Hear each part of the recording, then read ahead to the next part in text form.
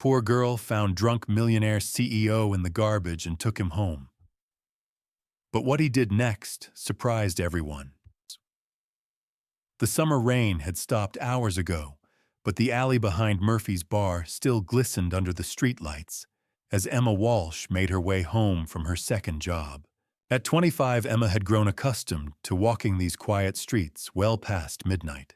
Her blonde hair pulled back in a simple ponytail, and her tank top and jeans bearing the honest evidence of a day spent working 2 shifts to make ends meet.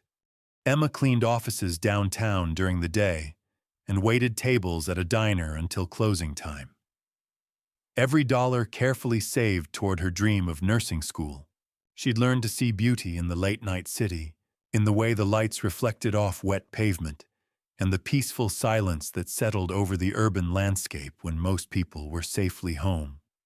But tonight, something was different. As she passed the narrow alley that ran between the upscale bar and the office building next door, Emma heard a sound that made her pause. It was soft, almost inaudible but unmistakably human. A groan of pain mixed with something that sounded like defeat. Emma's first instinct was to keep walking. She'd learned to be cautious in the city, especially late at night, but there was something about the sound that spoke to the part of her that had always been drawn to helping others. The same instinct that had made her dream of becoming a nurse, despite the financial obstacles that seemed insurmountable. She turned into the alley, her eyes adjusting to the dimmer light. What she saw there challenged every assumption she might have made about people who found themselves unconscious in dark places at 2:00 in the morning. Slumped against the brick wall, his expensive suit rumpled and stained, was a man who appeared to be in his late 20s. His dark hair was disheveled, and his face bore the pale, sweaty sheen of someone who had consumed far too much alcohol.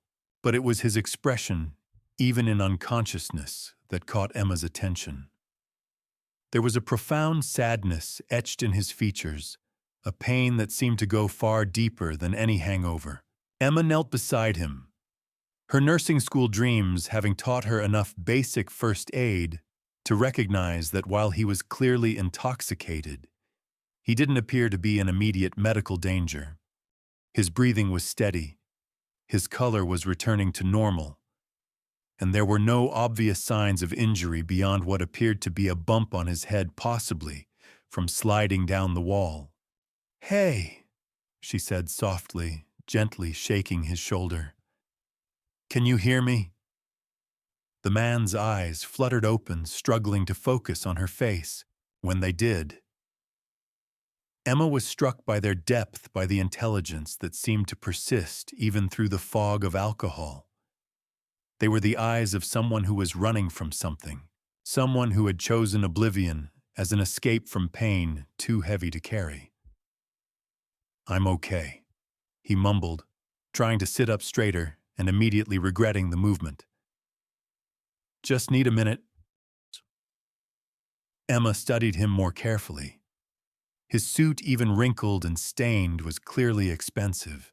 His watch caught the street light, and she could see it was the kind that cost more than she made in several months. But there was something about his manner, a fundamental decency, that seemed to persist despite his current circumstances. "When's the last time you had some water?" Emma asked, settling beside him on the ground. The man looked at her with surprise, as if kindness from a stranger was the last thing he'd expected. I'm not sure. What time is it?" "Past 2:00 in the morning." "I'm Emma." "What's your name?" "Andrew," he said, then paused as if considering whether to reveal more. "Andrew Blackwell." Emma didn't recognize the name, but something about the way he said it suggested it might be familiar to others. "Andrew, do you have somewhere safe to go tonight? Someone I can call?" Andrew's laugh was bitter, but not unkind. "Safe places are in short supply these days, and the people I used to call, well, let's just say fair. Weather friends tend to disappear when the weather turns stormy." Emma found herself curious about this man's story, but more immediately concerned about his well-being. Look, I don't lie far from here. It's just a small apartment, but I've got a couch and some coffee. You can sober up, get cleaned up, and figure out your next move in the morning. Andrew stared at her, as if she'd spoken in a foreign language. You don't know me. I could be dangerous. You could be. Emma agreed, helping him to his feet with surprising strength for her small frame. But I've gotten pretty good at reading people. And you're not dangerous. You're hurt. There's a difference.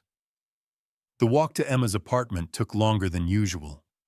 With Andrew leaning heavily on her shoulder and stopping occasionally, when the world seemed to spin too rapidly, Emma found herself talking quietly to keep him focused, sharing stories about her work, her neighborhood, the small details of a life built carefully on hope and determination.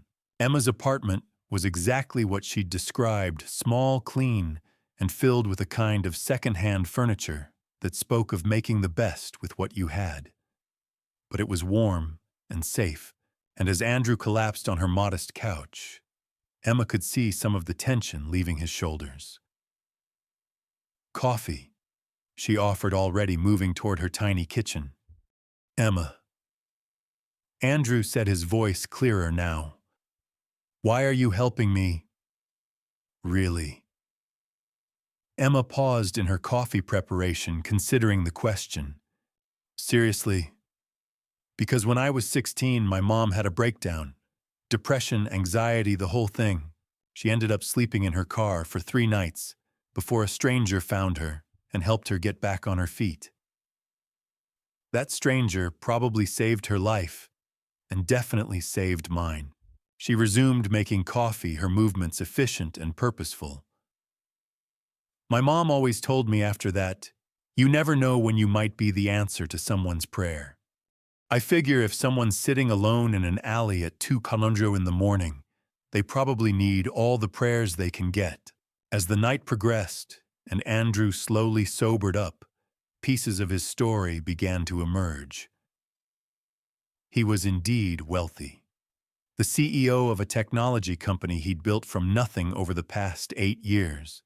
But 3 months ago, his business partner and best friend had embezzled nearly everything, leaving the company bankrupt, and Andrew facing lawsuits, investigations, and the collapse of everything he'd worked to build. I lost the company, the house, most of my friends, Andrew said, accepting a second cup of coffee and a sandwich Emma had quietly prepared.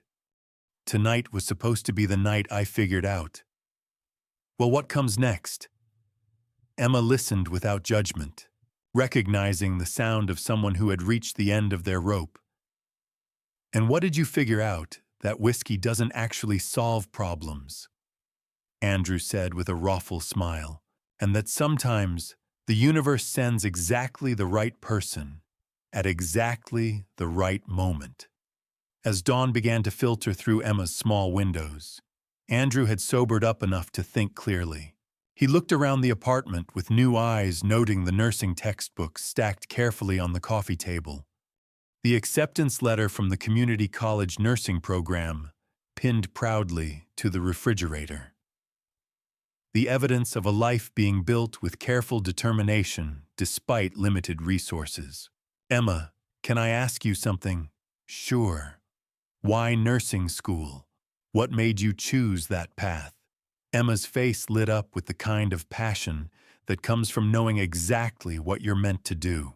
I want to help people when they're at their most vulnerable. I want to be the person who shows up when someone needs caring for, who sees them as more than just their problems or their pain. Andrew was quiet for a long moment, something shifting in his expression. How much does the program cost? It's not your concern, Emma said gently but firmly. I'll figure it out. I always do. Emma, I want to tell you something. Before tonight, before you found me, I was planning to give up on everything.